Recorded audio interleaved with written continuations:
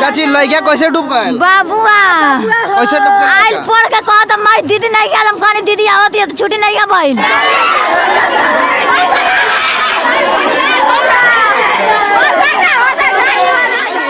जरा इस परिवार के ऊपर क्या बीत रहा है देखिए। इस माँ को उसका लाल, उसका करेजा का टुकड़ा उसे छीन गया और हालांकि आधी लागे में लड़किया का हुआ। हम बड़की माई है। बड़की माई है?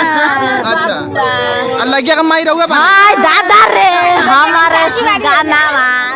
देखिए, सरकार के तरफ से जो सहायता राशि आपदा प्रबंधन से मिलती है वो 100% इनको दिलवाने का हमारे द्वारा काम किया जाएगा।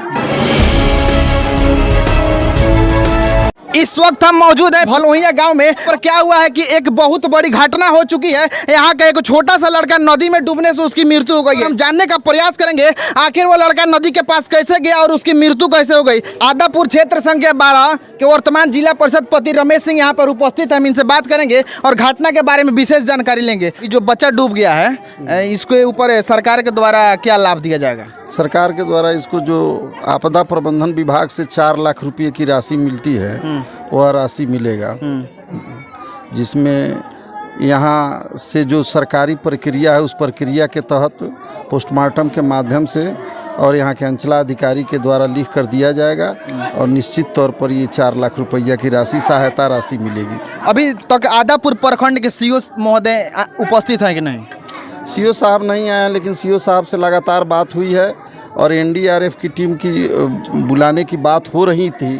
कल भी ये लोग प्रयास किए थे और लेकिन बेलवा घाट में अनंत चतुर्दशी का जो मेला है उस मेला के चलते एनडीआरएफ की टीम उपलब्ध नहीं हो पा रही थी। लेकिन यहाँ से बेतिया जिला के जो एनडीआरएफ का टीम है वह अभी चलने ही वाला था, तब तक लाश मिल गया वहाँ बैरिया सिरिसिया के सरेह। और अक्सर देखा जा रहा है सर कि जो भी बच्चे तालाब में या नदी में डूब रहे हैं, हालांकि जब भी समस्या देखा जा रहा है तो शौचालय का प्रॉब्लम हो रहा है। तो आखिर देशवासियों के लिए, बिहार के जनता के लिए क्या मतलब कि आश्वासन देना चाहेंगे कि शौचालय घर में बनवाया जाए कि नहीं? देखिए, ये तो कागजी बन कर के रह गया है। जो ओडीएफ का सिस्टम है वह आदापुर प्रखंड में सबसे पहले बखरी पंचायत ओडीएफ हुआ, लेकिन किसी से छुपा हुआ नहीं है। ओडीएफ केवल कागज में बन सिमट करके रह गया है और बिल्कुल भ्रष्टाचार से वह घिरा हुआ है। अभी भी फेज 2 का कार्यक्रम चल रहा है जिसमें 12,000 रुपया सभी परिवार को अनुदान के रूप में सहायता राशि मिलना चाहिए और वो 12,000 में 2,000 रुपया ऊपर से लिया जा रहा है, लेकिन जिसको चाहिए उसको नहीं मिल रहा है। लेकिन कहा जा रहा है सर कि जब 12,000 रुपये सरकार देगी तभी लोग शौचालय बनवाएंगे, अपना से नहीं बनवा सकते हैं। बहुत ऐसे परिवार हैं जिसके पास जमीन नहीं है, बहुत ऐसे परिवार हैं जिसके पास खाने के लिए व्यवस्था करनी पड़ रही है। इस परिस्थिति में सभी लोग बनवा नहीं पा रहे हैं। सरकार के द्वारा जो सामुदायिक शौचालय बनवाने की बात की जा रही है वह सामुदायिक शौचालय रख रखाव के अभाव में आप कहीं भी देख रहे हैं वह सामुदायिक शौचालय वह भी कागज पर ही बन के रह जाता है, वह कागज पर सिमट गया है। इसीलिए हम अपना सुझाव दिए थे कि जो भी शौचालय बने वह पेइंग यानी कि उसके रख रखाव के लिए एक मासिक शुल्क रखा जाए और उस पर एक व्यक्ति रहे जो देख रेख करने का काम करे। और संभवतः सरकार के द्वारा विशेष करके चंपारण में ये काम जरूर लागू होगा। और सर आपने कहा कि जो भी कार्य हो रहा है सिर्फ कागजाती रूप से हो रहा है, लेकिन उसके ऊपर सरकार कार्रवाई क्यों नहीं कर रही है? जो मतलब कि जो लोग को दिया जा रहा है, आखिर गरीब व्यक्ति बहुत सारे तमाम लोग यहाँ पे खड़े हैं। हो सकता है इस बस्ती में भी बहुत सारे लोग के घर में टॉयलेट बाथरूम नहीं हो, जिसके कारण बच्चे जा रहे हैं शौचालय बाहर करने और क्या होता है कि उनकी पैर फिसल जा रही है नदी में या तालाब में डूब के उनकी मृत्यु हो जा रही है। तो सरकार इसके ऊपर क्यों नहीं कार्रवाई कर रही है सर? देखिए, सरकार का जहाँ तक बात है किसी से छुपा हुआ नहीं है कि क्या हो रहा है, कहने से की बात नहीं है।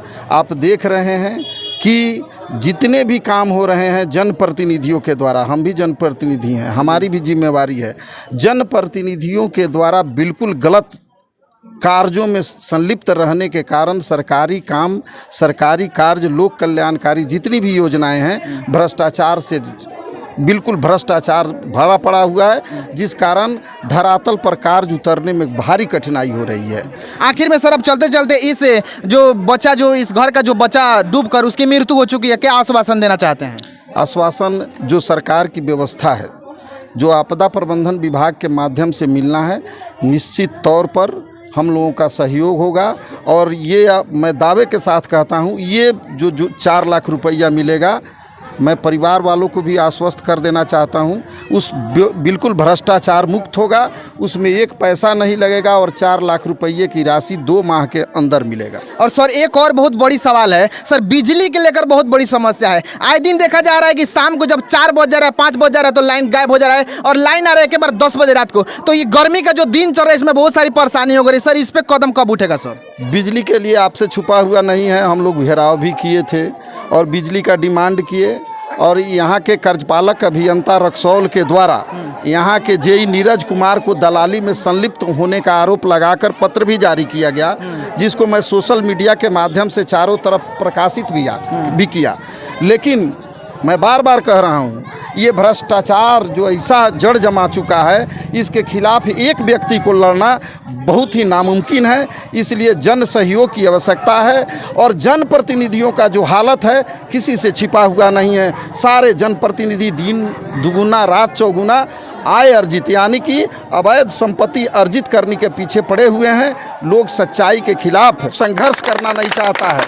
अगर संघर्ष करना चाहता तो एक जेई आदापुर में आप देख रहे हैं 6 बजे के बाद आप कह रहे हैं, गुस्सा होता है कि ऐसे हम लोगों के रहते ये काम नहीं हो रहा है। सरकार के द्वारा मिट्टी तेल नहीं दिया जा रहा है, समय पर बिजली नहीं मिल रही है, और हम लोगों के जैसा व्यक्ति रोड पर घूम रहा है, कोई किसी का सुनने वाला नहीं है। जिस दिन हम लोगों ने ताला में बंद करने का काम किया, जेई को पकड़ने का काम किया, आदापुर के सारे जितने भी मुखिया हैं, जितने भी जनप्रतिनिधि हैं, मैं सबसे आग्रह किया था कि आदापुर का जो दुर्दशा है किसी से छुपा हुआ नहीं है। लेकिन कोई नहीं गया, और वह जेई हम लोगों के खिलाफ थाना में आवेदन लिख कर देता है कि ये सरकारी काम में बाधा पहुंचाने का काम करता है। ये परिस्थिति बहुत ही बुरा हो गया है।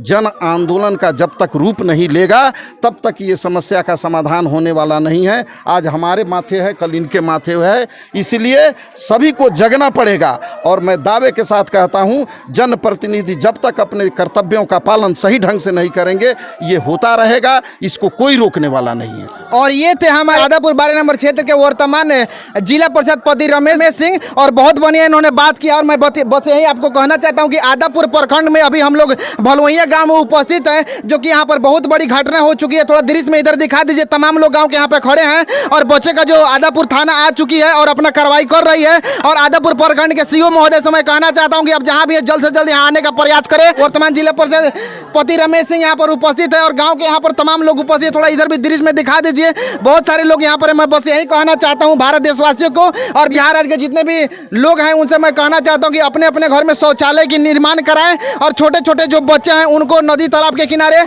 शौच करने के लिए नहीं जाने दें। और बहुत सारी यही दुखद खबर दिखाते हुए भलवैया गांव से देखते रहिए तबाही news India. Cameraman Abdul Rahman के मैं सत्तरुद्दीन आलम, जय हिंद।